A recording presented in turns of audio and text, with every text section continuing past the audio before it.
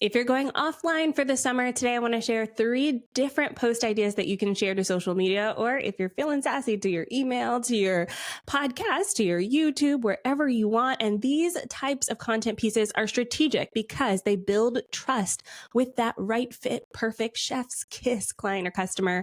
I'm going to talk about that and more in this episode of the Mindful Marketing Podcast. But first, a word from our sponsor. Riverside is the all-in-one podcast recording and editing tool that I use for this right here show. I use it to edit not only the audio and the video, it is like chef's kiss magical, making the entire process so easy. Plus, I love their magic AI clips. Their little AI robot in the background pulls out the most impactful moments of the episodes without me having to comb through and do it myself, resizes them for social media. So those vertical videos you see on TikTok and Reels, those all come from Magic AI inside of Riverside. It's literally one click. It spits out 10 clips. I pick the best one and away I go. Saves me so much time. If you want to get on the Riverside train, check it out today. The link's in the show notes, and make sure to use my code DREA, D-R-E-A, at checkout to get 15% off your membership. Hello, friends. Today is hot. It is hot here in Southern Ontario. And if you are like me, feeling like you're a little bit overheated, then this episode is for you, especially now that I have kids. We have to have whole ass activities that we do in the summer. I did not think about this beforehand. And so we slow down during the summer. So if you're slowing down like myself, then today I want to give you 3 types of content pieces you can post here now and today that'll really help your summer slowdown while still maintaining contact with your people. These posts will have a weight to them. So they're a little bit meatier than maybe what you would post every single day or regularly, I should say, because y'all know how I feel about daily posting. And this is so that you can rest, but allow your content to work for you. In the next episode, I'm going to talk more about that. But today I want to talk about the posts specifically themselves. So the first type of post is the teaching post. And I like these posts. I call them educational content pieces because they really help your audience learn something new. And it's not necessarily so that they can go do it. And I think a lot of people think that. They think the teaching post should be something that they can go do.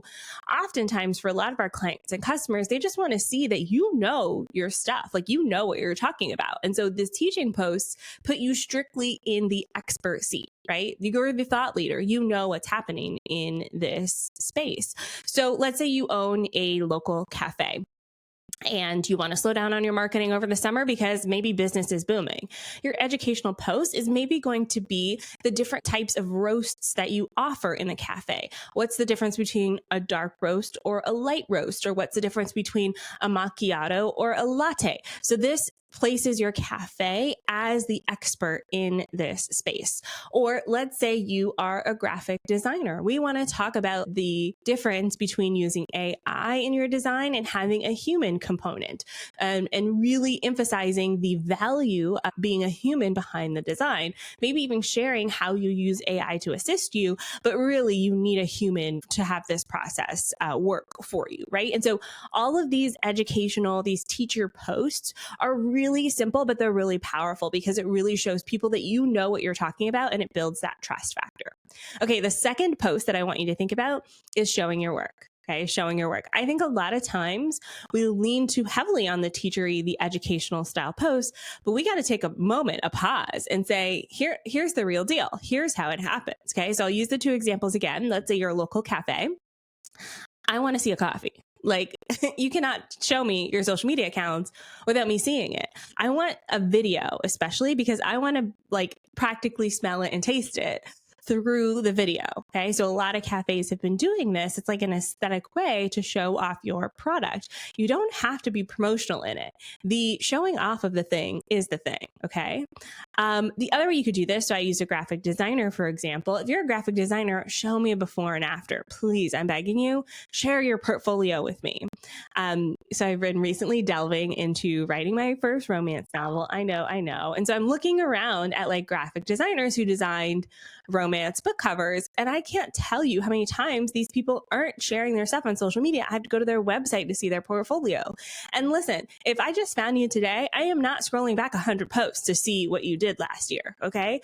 Keep posting it so that the new people see it. And we all know only about 10% of your audience, if you're lucky, sees any given post. So reshare it, babe, because I didn't see it the first time. Okay. So share your work, show your work. We want to see the process. We want to see not just the results, but the progress of it being made.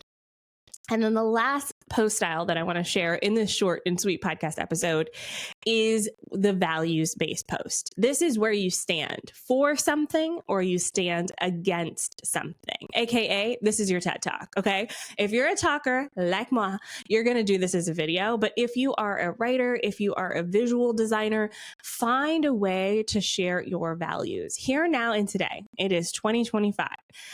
In my humble opinion, there aren't any businesses that cannot share their values, okay? We as humans who make buying decisions, purchasing decisions, we lead with our values, okay? So for example, for me, I have my pronouns in my email signature. They're on my social media account.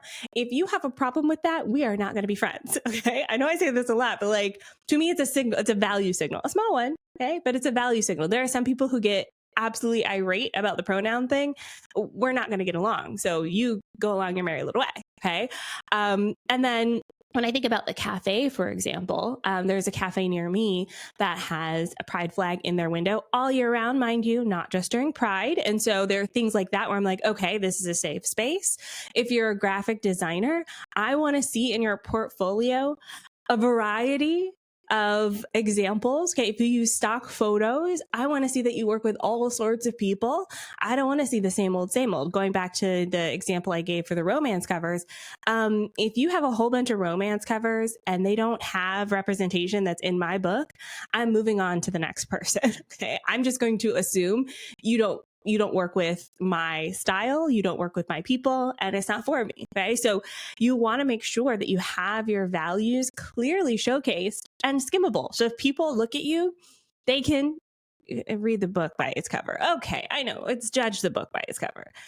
Listen, we all do it, okay? I know we're not supposed to, but we do it. It's human nature, and so let people judge you.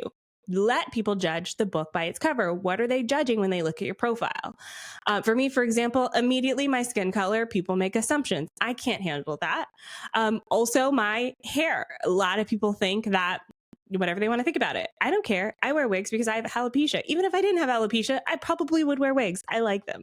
You make your judgments. I'll stick to myself. If you have a problem with that, go along your merry little way. I think a lot of these things build connection points way faster with people, especially with the fast pace of social media. You have to understand with social media, especially, we consume hundreds of posts a day, sometimes thousands. Oh, we don't remember what you said last week. We don't even fully comprehend the entire context of the post. Oftentimes, we need to see it again and again. And our little brains, our little lizard brains love that. Why do we love trends so much? It's because it's like a slight iteration on something we already know. It's like we're in the inside joke. It's like we're speaking the same language. So I want to encourage you to do that with your values-based post as well. So there you have it, the educational post, the show your work post, and the values-based post. The idea behind these is to build trust that is sticky. Build the kind of post that people share. They screenshot, they DM it to their friends. They reach out to you because they like it. That's the good stuff right there. So right now, after you listen to this podcast episode, unless you're driving, if you're driving, just skip this part. But if you're not driving, I want you to make a note of any ideas that came up in your head as I was sharing these post ideas, and I want you to go post them. Okay. You don't have to post them all at once. In fact, I would space them out.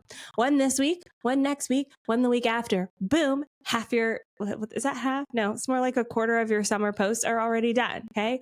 You can do it. I believe in you.